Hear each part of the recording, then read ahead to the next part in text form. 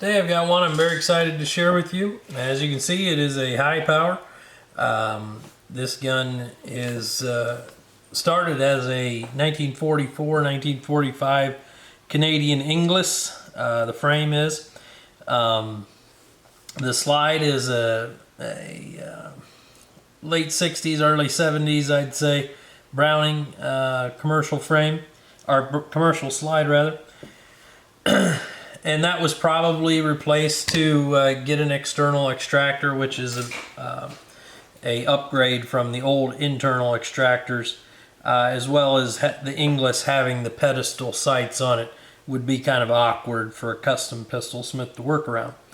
The gun is full hard chrome finish. You'll notice that it has some cues that might lead you to believe that maybe Armand Swenson had something to do with it, and you would be correct. The slide is fully matted on top, K-frame rear sight installed, front sight post is silver soldered in place, French border cut even up around the curves there, as was Armand's style. The gun is pretty much Southern California cool from the late 70s, early 80s from top to bottom. You know, being a Swenson, being hard chrome, even the importer on the Inglis frame here was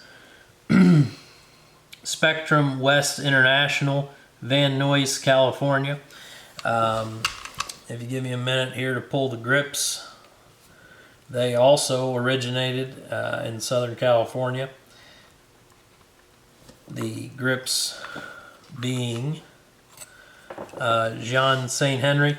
I don't know if you can read that on the camera there. Out of Malibu, California. He was a pretty well-known grip maker for 1911s and made high-powered grips as well as some others. But they're nice, dense rosewood grips from the period. The gun has some welding done inside to fix barrel fit, as Swenson was prone to doing. The back of the slide is serrated by hand, as he was known to do on 1911s as well. You'll see a shop-made ambi safety. Swenson designed and made, patented an ambi safety for the 1911, and this gun has one of his cooked up homemade ambi safeties on it. Gun has a nice trigger job. Trigger breaks clean. There is some work done to reduce trigger travel. Trigger pull is right at 5 pounds, but is crisp, which is a pretty good high power trigger, all things considered. We'll get it taken apart here, because I'm sure everyone wants to see that stamping on the bottom there. A.D. Swenson, Fallbrook, California. The Fallbrook date, or Fallbrook stamp kind of tells us it was late 70s or 80s gun. He moved to Fallbrook in the late 70s, I want to say 77, 78 timeline. The barrel, as I mentioned, has some points of buildup. We've got a spot there, and that flat is what bears on the lug in the frame there, the cam of the frame, and that's going to give you more lockup, more vertical push on this barrel to lock up tighter. And you'll also see a spot there and there, and that is going to center the barrel in the frame bed and keep it centered so that the barrel can't walk side to side. I'm not going to take the barrel out of the bushing. The bushing has been replaced in this slide with a very tight one that is soldered in place.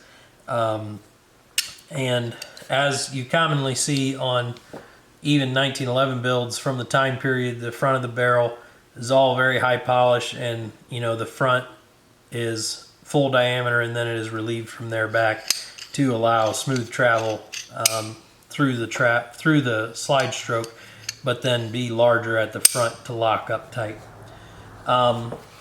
all in all, a very cool gun. You know, I probably see out there in the wild, I probably see 20, 30, 40 Swenson 1911s of varying grades for every high power. I think this is certainly the first Swenson high power I've ever had in my hand.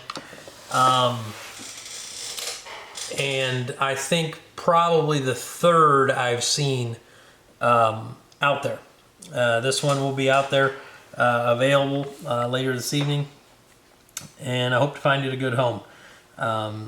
It's a neat gun, and certainly a rare Swenson. If you guys have any questions, feel free to drop them in the comment section. Subscribe to the channel, and feel free to enable notifications if you're liking the content so far.